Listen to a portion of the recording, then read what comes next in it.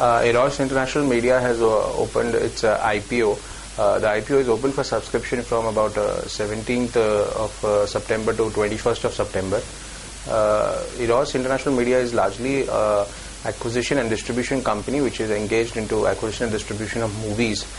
It is a pure play movie distribution company and also does some co-productions and very few productions. The company is largely promoted by Eros Worldwide and Eros PLC, which are listed on the AIM on the London Stock Exchange. The promoters include Arjun Lulla and Sanjay Lulla, who have been engaged into this business of movie distribution and acquisitions for almost 30 years now. We believe Eros, we have given a recommendation of a subscribe view to the Eros IPO. The price band is between 158 to 175. At about 175, the IPO is basically trading at about 19.5 times FY10 diluted EPS.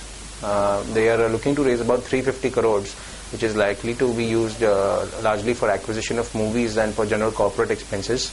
The company is basically into distribution of movies in India as well as very strong into international distribution, and also has a subsidiary, 51% subsidiary called Iyengaran, which is involved in the distribution of movies in Tamil language. That forms the core business of the company.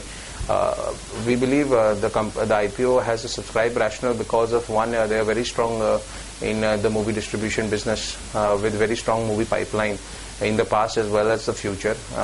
Eros PLC, the parent of the company, has also given guarantee of almost 40% of the cost is guaranteed by the company in terms of release. So there's a big relationship agreement which works out well for Eros India.